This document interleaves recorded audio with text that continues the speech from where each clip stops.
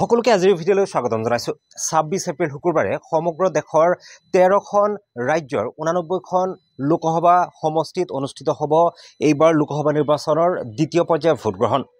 সমগ্ৰ দেশৰ ১৩খন ৰাজ্যৰ অসমৰো ৫টাকৈ লোকসভা সমষ্টিত অনুষ্ঠিত হ'ব ভোটগ্ৰহণ।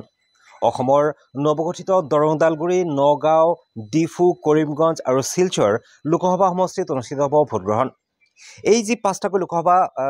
সমষ্টি অসমৰ পূৰ্বতে ৫টা লোকসভা সমষ্টিত ভোটগ্ৰহণ ইতিমধ্যে সম্পন্ন হৈ গৈছে ১৯ এপ্ৰিল তাৰিখে, আৰু এতিয়া দ্বিতীয় পৰ্যায়ৰ যি ভোটগ্ৰহণ সেই দ্বিতীয় পৰ্যায়ৰ ভোটগ্ৰহণত অসমৰ যি ৫টাকৈ লোকসভা সমষ্টিত অনুষ্ঠিত হ'ব ভোটগ্ৰহণ। এই যি ৫টা লোকসভা সমষ্টি ইয়াতে কিন্তু যি যুঁজসমূহ আছে এই যুঁজ কিন্তু ক্ৰমে ত্ৰিকোণীয় আৰু দ্বিকোণীয় যুঁজ হোৱাৰ পূৰ্ণ সম্ভাৱনা আছে।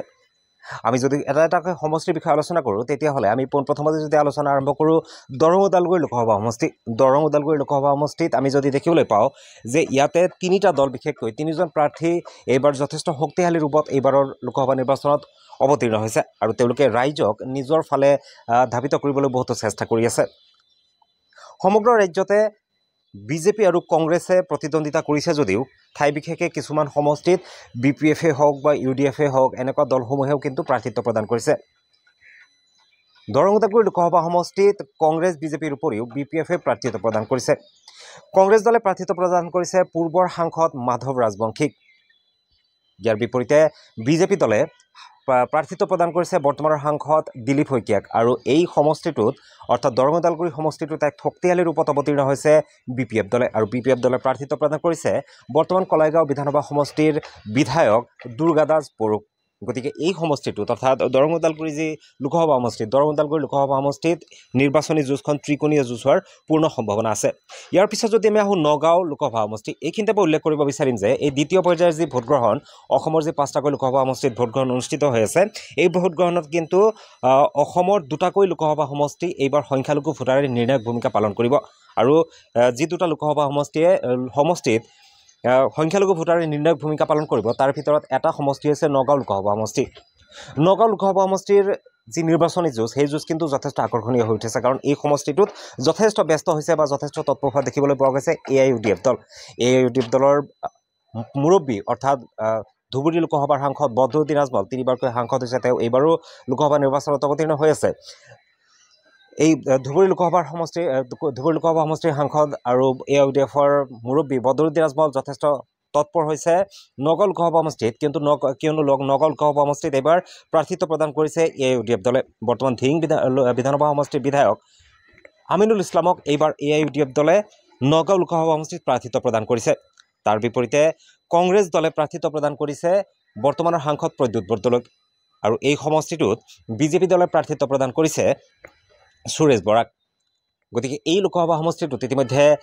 যদিও বা বিজেপিয়ে বিভিন্ন সময়ত কৈছিলে যে চাচা মামাৰ ভোট নালাগে, সংখ্যালঘুসকলৰ ভোট নালাগে, মিয়াৰ ভোট নালাগে, কিন্তু তাৰ পিছতো কিন্তু নগাঁও লোকসভা সমষ্টিটোত কিন্তু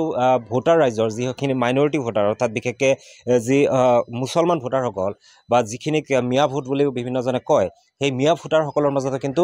সুৰেশ বৰা যথেষ্ট যাবলৈ চেষ্টা কৰিছে। বহুত মানুহ তেওঁলোকে বিজেপি দলত যোগদান কৰাবলৈ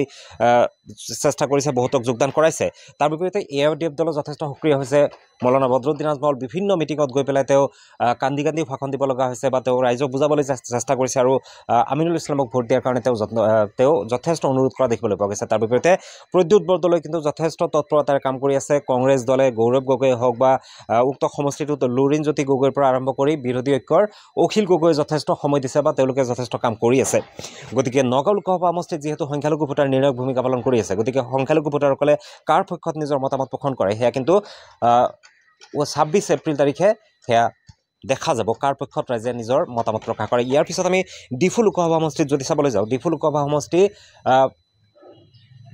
কেৱল মাত্ৰ 2জন উল্লেখযোগ্য প্ৰাৰ্থী ইয়াতে দেখিবলৈ পোৱা গৈছে, কংগ্ৰেছ আৰু বিজেপি। গতিকে ইয়াতে দুকোণীয়া যুঁজ হোৱাৰ পূৰ্ণ সম্ভাৱনা আছে। কংগ্ৰেছৰ পৰা প্ৰাৰ্থিত্ব প্ৰদান কৰা হৈছে জয়ৰাম ইংলেং, আৰু বিজেপিৰ পৰা প্ৰাৰ্থিত্ব প্ৰদান কৰা হৈছে অমৰ সিং টিছক। গতিকে ডিফু লোকসভা সমষ্টিত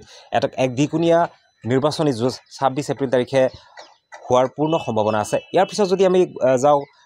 কৰিমগঞ্জ লোকসভা সমষ্টিত, কৰিমগঞ্জ লোকসভা সমষ্টি হৈছে এনেকুৱা এটা সমষ্টি দ্বিতীয় পৰ্যায়ৰ যি ভোটগ্ৰহণ অনুষ্ঠিত হ'বলৈ গৈ আছে অসমত ২৬ এপ্ৰিল তাৰিখে। এই লোকসভা সমষ্টিত অসমৰ যি ৫টাকৈ লোকসভা সমষ্টি তাৰ ভিতৰত সৰ্বাধিক প্ৰাৰ্থীতে মনোনয়ন পত্ৰ দাখিল কৰিছে। সৰ্বাধিক প্ৰাৰ্থী এইবাৰ